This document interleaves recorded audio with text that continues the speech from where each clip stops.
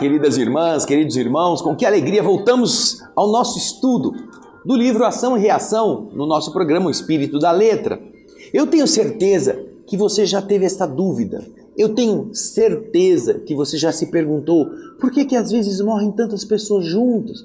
Um navio que afunda, um ônibus que cai na ribanceira, um avião que explode no ar. Por que essas pessoas morreram todas assim? Como é que Deus explica? Não perca o nosso programa de hoje, porque no livro Ação e Reação, André Luiz vai tratar deste tema. O capítulo é o capítulo 18. Pegue uma caneta, um papel, pegue o seu livro e vá preparando-se, porque nós vamos fazer a leitura do capítulo que fala sobre os resgates coletivos. Você vai entender como funciona esse mecanismo, tanto para um tipo de resgate coletivo quanto para todos os outros. Há sempre um motivo para que as coisas aconteçam. Então, vamos ao texto? Acompanhem conosco a leitura. Resgates coletivos. André nos explica que eles estavam conversando, ele e o Hilário, junto a Silas, sobre variados problemas, quando expressivo chamamento de Druso, que era o presidente, o diretor da mansão, nos reuniu ao diretor da casa, em seu gabinete particular de serviço. O chefe da mansão foi breve e claro. Um apelo urgente da terra pedia auxílio para as vítimas de um desastre de avião. Sem alongar-se em minúcias, informou que a solicitação se repetiria dentro de alguns instantes e era conveniente esperar a fim de examinarmos o assunto com a eficiência necessária. Com efeito, mal terminara de falar sobre isso, um sinal, algo semelhante ao de um telégrafo de código Morse, se fez notar em um curioso aparelho. Druso então ligou tomada próxima e vimos um pequeno televisor em ação, sob vigorosa lente, projetando imagens movimentadas em uma tela próxima, cuidadosamente encaixada na parede a pequena distância. Então veja só, é um instrumento no plano espiritual. Ele escuta que vai chegar uma mensagem através de um código sonoro. Ele liga uma tomada. Então aparece uma tela que vai projetar na outra parede a imagem em movimento. Veja só. Olha que interessante. Nós estamos falando de um livro que foi escrito em 1957, 1º de janeiro. Mal tínhamos televisão aqui na Terra, nesta época. 1957, imagina. No plano espiritual, isso já era comum. Era um aparelho que uma lente poderosa ampliava a imagem que se projetava numa tela a uma pequena distância, ampliando a imagem. Puxa vida, lembra muito um cinema, não é mesmo? Mas vamos ver o que esta imagem dizia aos que estavam assistindo. Vamos voltar ao texto. Como se nós acompanhássemos uma pequena notícia em cinema sonoro, contemplamos surpreendidos a paisagem da terra. Surgia ali, sob a crista de uma serra escarpada, alcantilada e muito selvagem, destroços de grande aeronave levavam consigo as vítimas do acidente. Adivinhava-se que o piloto, certamente enganado pelo traiçoeiro oceano de uma serração pesada, não pudera evitar o choque com os picos graníticos que surgiam da montanha, silenciosos e implacáveis, como se fossem medonhos torreões de uma fortaleza agressiva. Era a serra, coberta pela bruma, naturalmente escondia aquilo que estaria no caminho do avião. E nesta época, e graças a acidentes desse tipo, é que os projetistas aeronáuticos criaram mecanismos de aviso a respeito de aproximação de obstáculos, porque nessa época não havia. Quando o indivíduo saiu da bruma, encontrou os picos. E ali não teve tempo de tirar o avião. Continua ele a descrever. Em pleno quadro inquietante que nós estamos vendo, aparece a imagem de um ancião desencarnado, de semblante nobre e digno, que formulava um requerimento comovedor, rogando à mansão que enviasse equipe adestrada para a remoção de seis das 14 entidades desencarnadas no doloroso acidente. Enquanto Druso e Silas combinavam medidas para a tarefa assistencial, Hilário e eu olhávamos espantados o espetáculo inédito para nós dois. A cena aflitiva parecia acontecer ali mesmo. 8 dos desencarnados no acidente jaziam em posição de choque, algemados aos corpos, mutilados ou não. 4 gemiam, unidos aos próprios restos, e 2 deles, não obstante ainda presos às formas do corpo, gritavam desesperados em crises de inconsciência. Contudo, amigos espirituais abnegados e valorosos velavam ali, calmos e atentos. Parecendo uma cascata de luz vertendo do céu, o auxílio do alto vinha solícito em abençoada torrente de amor. O quadro patético era tão real à nossa observação que nós podíamos ouvir os gemidos daqueles que despertavam desfalecentes. Podíamos ouvir as preces dos espíritos socorristas e as conversações dos enfermeiros que organizavam, que combinavam providências à pressa. De alma angustiada, vimos desaparecer a notícia televisada, enquanto Silas cumpria as ordens do comandante da instituição com admirável eficiência. Em poucos instantes, diversos operários da casa puseram-se em marcha na direção do local minuciosamente descrito. Voltando ao gabinete em que estávamos aguardando o retorno, Silas ainda se entendeu com o orientador, Druso, por alguns minutos, com respeito ao serviço que ali se buscava realizar. Foi então que Hilário e eu perguntamos se não nos seria possível a participação nessa obra de assistência que estava se processando. No que Druso paternalmente não concordou, explicando que o trabalho era de uma natureza muito especial, requisitando colaboradores rigorosamente treinados. Cientes de que o generoso mentor poderia dispensar-nos mais tempo, aproveitamos a oportunidade para estudar a questão das provas coletivas.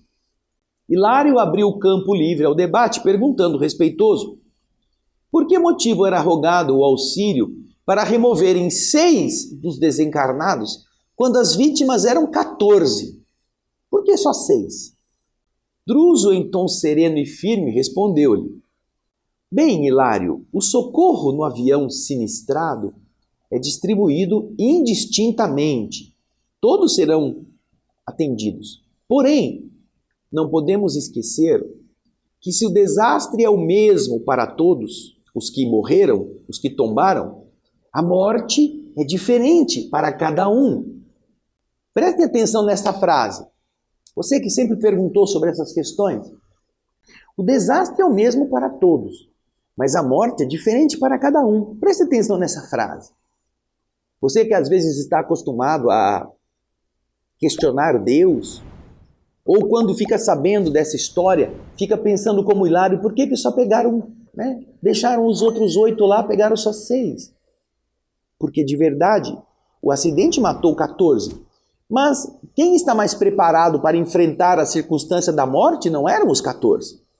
É isso que o Druso vai explicar para eles. Vamos voltar ao texto, vamos lá. No momento, serão retirados da carne tão somente aqueles cuja vida interior lhes concede a imediata liberação. Quanto aos outros, cuja situação presente não lhes favorece o afastamento rápido do corpo físico, eles permanecerão ligados por mais tempo aos despojos que lhes dizem respeito. Quantos dias? Perguntou Hilário, incapaz de conter a emoção de que se via possuído. Ora, Hilário, disse Druso, depende do grau de animalização dos fluidos que os prendem, que prendem o espírito deles ao corpo de carne. Alguns serão presos, serão detidos ali por algumas horas. Outros, talvez, por longos dias, quem sabe. Corpo morto nem sempre significa libertação da alma. O gênero de vida que alimentamos no estágio físico dita as verdadeiras condições de nossa morte. Quanto mais chafurdamos o ser nas correntes de baixas ilusões, mais tempo leva para a gente esgotar as energias vitais que nos prendem à matéria pesada e primitiva, de que nos constitui a instrumentação fisiológica, de que se constitui o nosso corpo, demorando-nos nas criações mentais inferiores às quais nos ajustamos, e nelas encontrando combustível para dilatados enganos nas sombras do campo carnal, propriamente considerado. E quanto mais nos submetamos às disciplinas do espírito, que nos aconselham equilíbrio, sublimação, mais amplas facilidades conquistaremos para a libertação da carne em quaisquer emergências, de que não possamos fugir por força de débitos contraídos perante a lei. Assim, é que a morte física não é o mesmo que emancipação espiritual. Então, aí já temos material para pensar muito. Veja só, vamos pensar um pouquinho.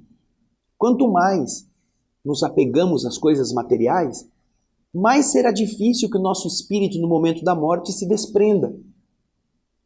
Esta é uma questão muito importante que nós pensemos.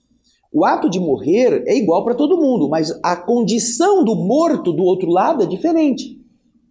Quanto mais nós chafurdamos nos apetites da matéria, quando estamos aqui na Terra, mais nós vamos ficar presos a estas ilusões, a estes sentimentos. Mais densificamos o nosso perispírito e ficamos ali, presos à matéria. Então, mesmo quando nós percebamos que aconteceu um evento, nossa mente cria imagens e nós nos apegamos a estas imagens mentais. Então andamos para a nossa casa, andamos para o nosso trabalho, tomamos conta da nossa oficina, das nossas ferramentas, do nosso guarda-roupa, tomamos conta do espelho. Lembra do espelho lá do livro Nos Domínios da Mediunidade? No final, quando eles vão visitar um museu que tem um espírito que está tomando conta de um espelho, que era o espelho que o seu noivo, era uma moça, o seu noivo antes de ir embora para a Europa, deu um espelho como uma promessa de voltar para casar-se com ela, mas ele nunca mais voltou. Ela já tinha desencarnado, já tinham se passado mais de 100 anos, e ela estava tomando conta do espelho. Então a mente, presa às coisas da rotina material, encarcera o espírito, porque ele não quer sair daquilo. Por isso que tem essa frase que ele disse pouco antes. Morte física não é o mesmo que emancipação, que libertação do espírito. Morrer não significa libertar-se. Aí André Luiz aproveita esta deixa e pergunta: isso, no entanto, instrutor, não quer dizer que os demais companheiros acidentados estarão sem assistência, embora constrangidos a uma temporária detenção nos próprios restos. Isso é certo?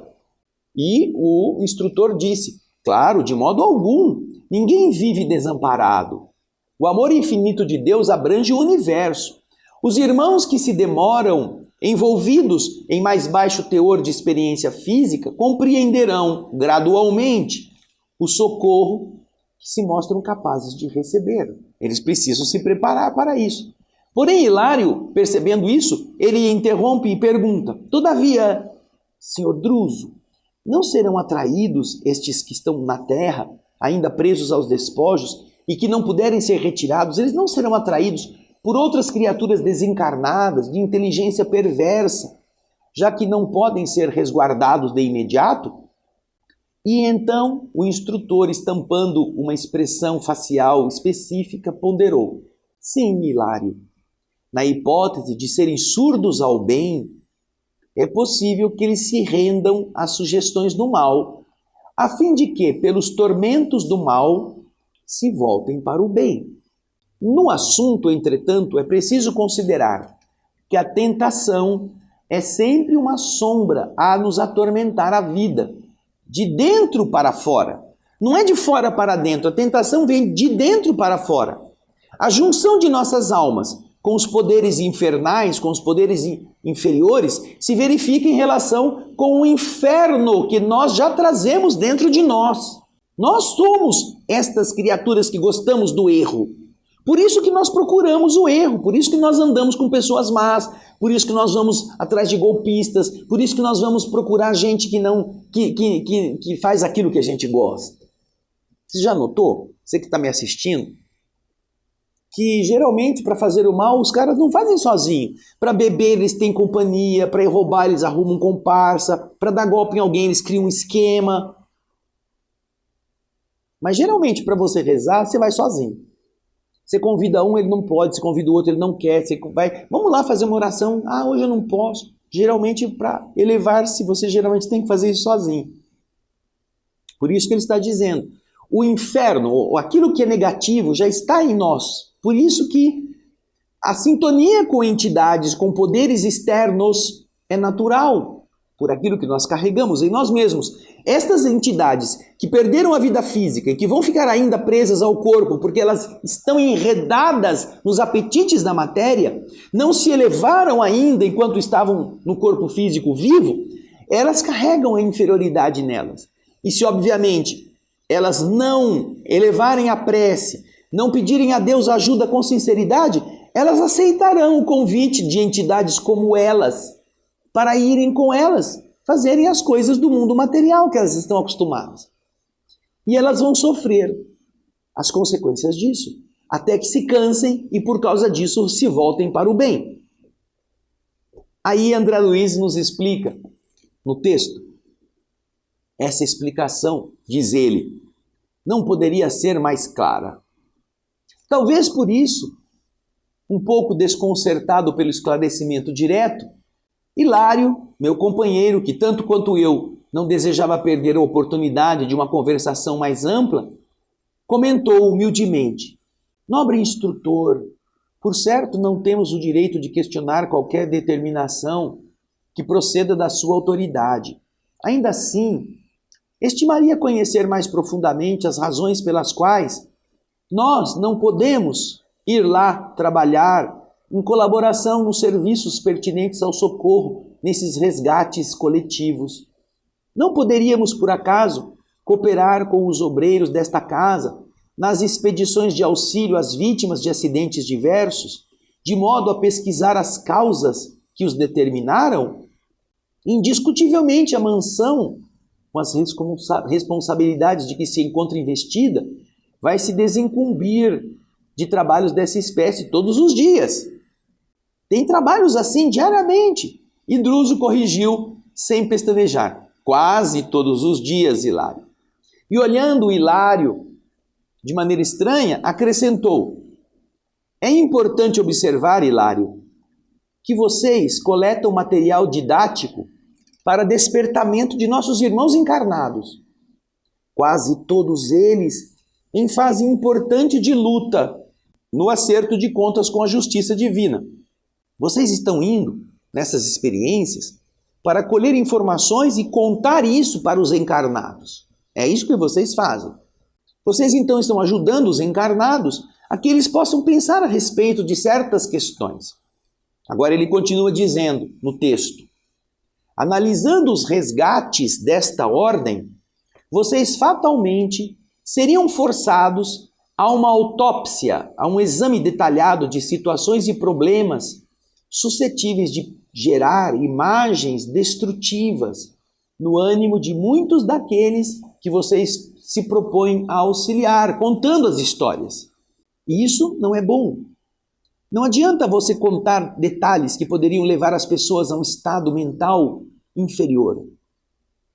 E então, esboçando o leve sorriso em que deixava transparecer a humildade que lhe adornava o espírito de Escol, ele acrescentou, me parece que não seríamos capazes de comentar um desastre de grandes proporções no campo dos homens sem inocular neles o vírus do medo, tanta vez portador do desânimo e da morte.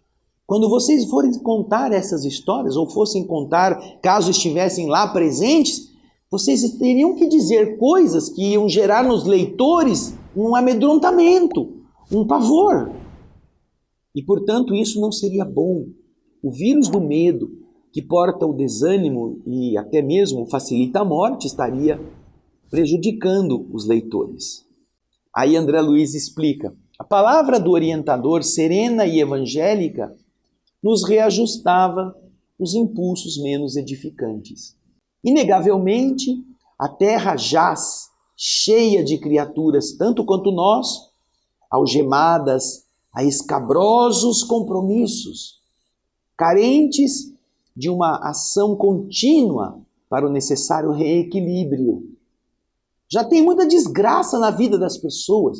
Não seria justo atormentá-las com pensamentos de medo, de flagelação, quando, através do bem, sentido e praticado, podemos, cada hora, afastar de nossos horizontes as nuvens de sofrimentos prováveis. Já pensou? Se o Hilário e o André Luiz fossem visitar aquele local do acidente e lá encontrassem os espíritos presos aos corpos e então começassem a perguntar mentalmente: por que você fez, quem que você foi, por que você está aqui, e começasse a ver: fulano, eu traía minha mulher, eu traía meu marido, ou eu era comerciante, eu gostava de ganhar dinheiro, eu explorava o próximo. Então você já pensou? Quem vai ler a história que André Luiz conta também trai o marido, trai a mulher, também é comerciante, que gosta, é sovina, gosta de tomar dinheiro dos outros. Então já pensou? Esse indivíduo vai precisar fazer uma viagem, vai ter que pegar um avião. Aí ele lembra que ele leu o livro e fala: eu sou sovino, será que eu vou morrer nesse voo? E eu tenho que viajar. Já pensou o problema mental? O cara, então, enquanto eu estou traindo minha mulher, eu não ando de avião. Mas você pode morrer de acidente de trem, de acidente de carro. É mesmo. Então, vocês já pensaram os reflexos que a culpa das pessoas, dos leitores mesmo, estariam, vamos dizer, espelhando? Se porventura André Luiz e Hilário estivessem contando detalhes que pudessem justificar a ocorrência da morte coletiva naquele caso. Então, para evitar isso, é que o mentor disse: olha, é melhor que vocês não compareçam, para que vocês não contem detalhes, porque poderia induzir pessoas a comportamentos que fossem amedrontados, ou que fossem assim, ou que a pessoa tivesse que, sei lá, mudar a sua rotina. É isso que ele está dizendo. Vamos voltar então ao texto. Diz André Luiz: assinalando-nos a atitude inequívoca, evidente, de compreensão e de obediência, como não podia deixar de ser, Druso, o chefe da instituição, continuou em tom gentil, delicado, depois de uma ligeira pausa. Imaginemos, disse Druso, que vocês fossem analisar as origens da provação a que se acolheram os acidentados de hoje. Vocês iam encontrar, certamente, delinquentes que, em outras épocas, atiraram irmãos indefesos do alto de torres muito íngremes, para que seus corpos se espatifassem no chão. Iriam encontrar companheiros que, em outro tempo, cometeram hediondos crimes sobre o dorso do mar, colocando a pique, afundando navios e existências preciosas. Iam encontrar suicidas que se despenharam de arrojados edifícios ou de picos agrestes, em supremo estado de rebeldia perante a lei, os quais, por enquanto, somente encontraram recurso em tão angustioso episódio para transformarem a própria situação. Quantos milhares de irmãos encarnados possuímos nós, em cujas contas com os tribunais divinos também existem débitos dessa mesma espécie, desse mesmo tipo. Entretanto, não desconhecemos que nós, que somos consciências cheias de dívidas, podemos melhorar nossos créditos todos os dias. Quantos romeiros terrenos em cujo mapa de viagem constam surpresas terríveis são amparados devidamente para que a morte forçada não lhes assalte o corpo. E por que isso? Por causa de atos louváveis, aos quais eles se afeiçoaram, aos quais eles passaram a se dedicar. Quantas intercessões da prece ardente conquistam moratórias oportunas para pessoas cujo passo já resvala na borda do sepulcro. Quantos deveres sacrificiais conseguem para a alma que os aceita de boa vontade preciosas vantagens na vida superior, onde providências se improvisam para que se tornem mais amenos os rigores da provação necessária. Quantos bens podem mudar o caminho dos equívocos, não é? É o que ele está dizendo. Nós sabemos, diz Druso, explicando agora cientificamente, nós sabemos que projetando no espaço duas ondas sonoras, de maneiras que as vibrações do campo mais denso de uma sejam equivalentes ao campo menos denso da outra, recolhemos como resultado o silêncio. Quando as ondas se encontram, em que a crista de uma se casa com o vale da outra, as ondas sonoras, quando elas se encontram nesse aspecto, elas se neutralizam. Assim é que, gerando novas causas com o bem praticado hoje, podemos interferir nas causas do mal praticado ontem, neutralizando-as e reconquistando com isso o nosso equilíbrio. Desse modo, eu acredito mais justo incentivarmos o serviço do bem através de todos os recursos ao nosso alcance. A caridade e o estudo nobre, a fé e o bom ânimo, o otimismo e o trabalho, a arte e a meditação construtiva constituem temas renovadores, cujo mérito não será lícito esquecer. Não podemos esquecer o mérito destas condutas ao compará-las para a reabilitação de nossas ideias e, consequentemente, dos nossos destinos. Quando nós mudamos o pensamento, nós mudamos o caminho. É assim que funciona. Então, ao invés de falar da tragédia, de falar, a cabeça estava enfiada num pau, a perna estava dentro do avião, o braço caído perto da turbina, e gerar um pavor, somos todos devedores, todos teremos que enfrentar nossos destinos. Mas ao invés de gerar um medo, o que vocês preferem? Diz Druso, não é melhor falar que se você fizer o bem, você que foi um maldoso, você que foi um infiel, você poderá dedicar-se agora a ser uma boa companhia, uma companhia honesta, e você vai neutralizar aquele delito? Não será melhor fazer isso? Então, o bem neutraliza o mal se o bem for praticado da maneira correta, no mesmo sentido, mas no mesmo assunto, mas em sentido inverso. Então, diz André, depois de ter nos explicado isso, o chefe se entregou a uma pausa mais longa. E movido pelo propósito de aprender, eu perguntei ao instrutor se ele mesmo não teria acompanhado algum processo de resgate coletivo, em que os espíritos interessados não teriam outro recurso senão a morte violenta, como finalização, como ponto terminal dos dias do corpo denso. Ao que o instrutor respondeu rapidamente, dizendo que sim. Ele tem lembrança a respeito.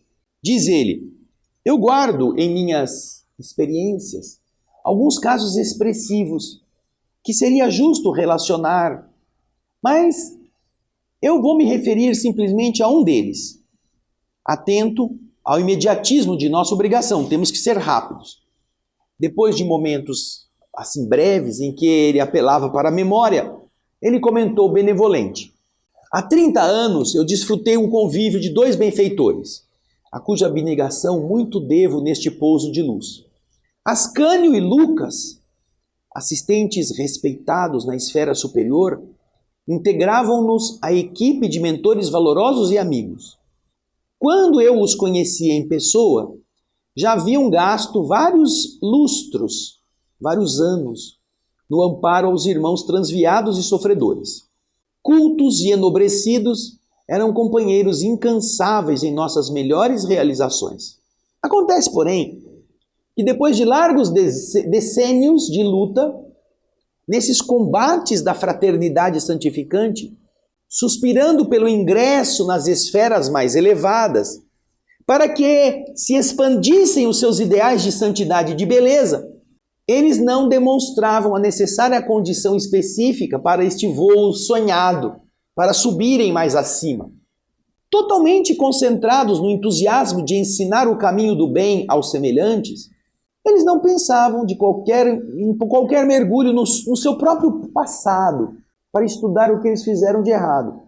Por isso que, muitas vezes, quando nos fascinamos pelo esplendor das alturas, nem sempre nos sobra disposição para qualquer vistoria nos nevoeiros do vale, nos nossos vales meio poeirentos, meio pantanosos.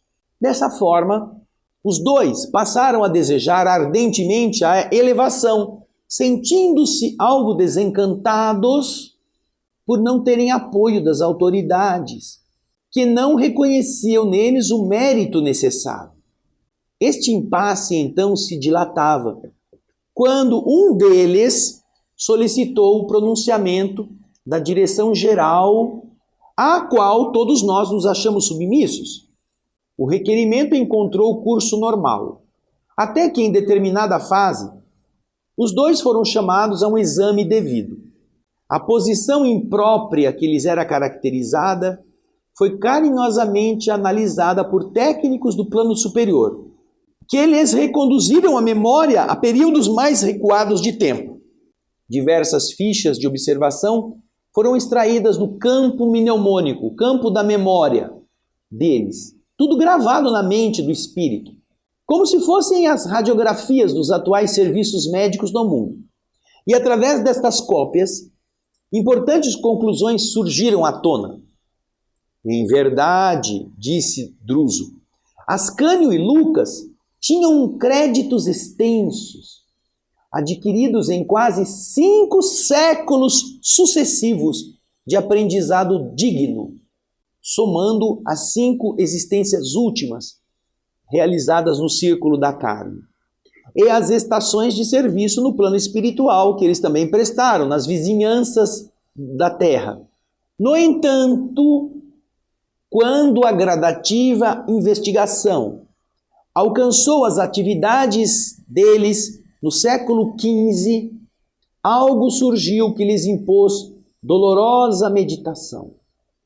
Extraídas do arquivo da memória e a doer-lhes profundamente no espírito, depois da operação magnética a que nos referimos, reapareceram nas mencionadas fichas as cenas de odioso delito que os dois cometeram em 1429, logo após a libertação de Orleans, quando eles formavam parte do exército de Joana d'Arc.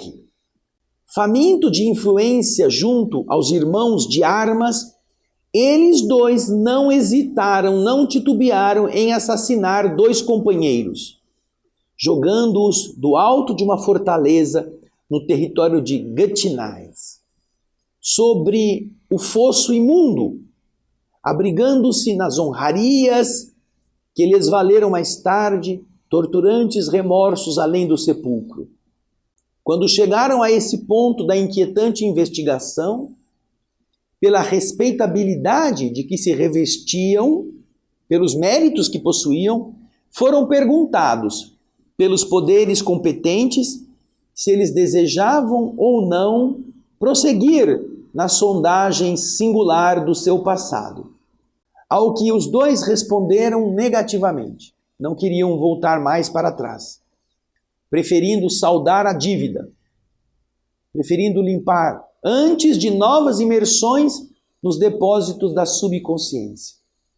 Desse modo, em vez de continuarem insistindo na elevação a níveis mais altos, suplicaram o contrário, o retorno ao campo dos homens, no qual acabam de pagar o débito a que nós nos referimos aqui. E Hilário, intrigado, perguntou, mas pagaram? Pagaram como? Como é que eles pagaram? Já que podiam escolher o gênero de provação, em vista dos recursos morais que eles haviam acumulado no mundo íntimo, falou Druso, eles optaram por tarefas no campo da aeronáutica, a cuja evolução ofereceram as suas vidas. Há 2 meses, exatamente, regressaram ao mundo espiritual, depois de haverem sofrido a mesma queda mortal que eles infligiram aos companheiros de luta no século XV. E então um deles pergunta, André Luiz, e o nosso instrutor Druso chegou a visitá-los nos preparativos da reencarnação que agora terminou? Antes deles irem para a Terra, o senhor visitou-os? Ah, sim, por várias vezes eu os avistei antes da partida. Uniram-se à grande comunidade de espíritos amigos em um departamento específico de reencarnação, no qual centenas de entidades com dívidas mais ou menos semelhantes às deles também se preparavam para voltar à carne, abraçando assim o trabalho redentor em resgates coletivos. E André continua perguntando, todos podiam selecionar o gênero de lutas em que pagariam as suas contas? Perguntou André com interesse. E o instrutor respondeu, nem todos, André. Aqueles que possuíam grandes créditos morais, como acontecia aos benfeitores a que me reporto, dispunham desse direito. Assim é que vi muitos habilitando-se para sofrer a morte violenta em favor do progresso da aeronáutica, da engenharia, da navegação marítima, dos transportes terrestres, da ciência médica e da indústria em geral.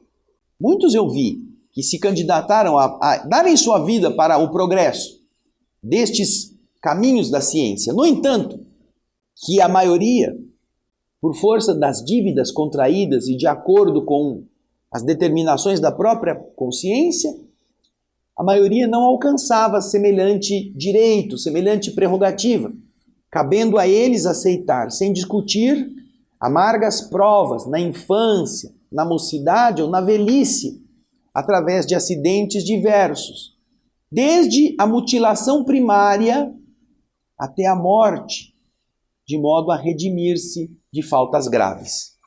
E Hilário, então, alarmado, perguntou, mas e os pais? Em que situação vamos surpreender os pais destes que devem ser ofertados, imolados ao progresso ou à justiça, na regeneração de si mesmos? A dor deles não será devidamente considerada pelos poderes que nos controlam a vida? Se o cara tem que morrer caindo do penhasco, mas os pais vão sofrer com isso, os pais não teriam que passar por isso. A dor deles não será considerada por esses poderes que nos controlam a vida? Perguntou Hilário. E o instrutor respondeu com clareza. Ora, Hilário, como não? Como não? As entidades que necessitam de tais lutas expiatórias são encaminhadas aos corações que se acompliciaram com elas em delitos lamentáveis no passado distante ou recente. Ou, ainda, são encaminhados aos pais que falharam junto dos filhos em outras épocas, a fim de que aprendam na saudade cruel e na angústia inominável, angústia sem nome, o respeito e o devotamento, a honorabilidade e o carinho que todos devemos na terra ao Instituto da Família. A dor coletiva é o remédio que nos corrige as falhas mútuas. Veja que interessante. Os pais que estão passando por esta provação também têm contas a acertar. Seja com aqueles que foram seus cúmplices e que agora estão recuperando-se pelo desencarne coletivo, seja com outros que eles falharam e que agora eles precisam aprender, ao perderem entes amados, o valor da família que em outras vidas eles desconsideraram. Não é? Todas as nossas atitudes produzem efeitos, ação e reação. Aí André explica. Longa pausa se estabelecera. Esta lição como que nos empurrava a rápidos mergulhos no mundo de nós mesmos. Hilário, contudo, insatisfeito como sempre, perguntou irrequieto. Instrutor amigo, imaginemos que Ascânio e Lucas, após a vitória de que nos dá notícia, continuem sonhando a subida aos planos mais altos. Precisarão, para isso, voltarem a consultar o passado? E o instrutor respondeu, olha, Hilário, se eles não demonstrarem a condição específica necessária para subirem, serão novamente submetidos à justa auscultação, à justa investigação, para o exame e seleção de novos resgates que se façam necessários. E então ele diz, isto quer dizer que ninguém se eleva ao céu sem quitação com a terra? E o interlocutor, Druso, respondeu sorrindo. Será mais lícito, Hilário, afirmar que ninguém se eleva a pleno céu sem plena quitação com a terra, porquanto a subida gradativa pode se verificar, não obstante invariavelmente condicionada aos nossos merecimentos nas conquistas que já fizemos. Os princípios de relatividade são perfeitamente cabíveis no assunto. Quanto mais céu no interior da alma, através da sublimação da vida, mais ampla imersão e incursão da alma nos céus exteriores, até que se realize a suprema comunhão dela com Deus, nosso Pai. Para isso, como reconhecemos, é indispensável atender à justiça. E a justiça divina está inevitavelmente ligada a nós, de vez que nenhuma felicidade ambiente será verdadeira felicidade em nós, sem a aprovação implícita da nossa consciência. Nós precisamos perceber que nós merecemos aquilo, ou que nós não merecemos aquilo. O ensinamento era profundo. Paramos de perguntar, e como o serviço urgente requeria a presença de Druso em outra parte, nós nos retiramos indo em direção ao templo da mansão, com o objetivo de orar e de pensar. Orar e pensar. É o que nós propomos a você, que você também possa fazer. No próximo programa vamos para o penúltimo capítulo, Sanções e Auxílios. Não perca, vai lendo, não fica esperando não. Tem muita coisa linda para a gente aprender nesses 2 últimos capítulos. Eu espero que você possa estar desfrutando. Eu espero que você possa estar falando disso para os seus amigos, para os seus companheiros de caminhada na Terra, mas que, sobretudo, você esteja mudando, porque você ainda tem tempo. Pense nisso. Esperamos você no nosso próximo Espírito da Letra. Obrigado pelos comentários, obrigado pelos elogios, obrigado por você estar participando da mudança do mundo também, como um agente. E eu espero você na próxima semana com o capítulo 19. Um grande abraço e muita paz.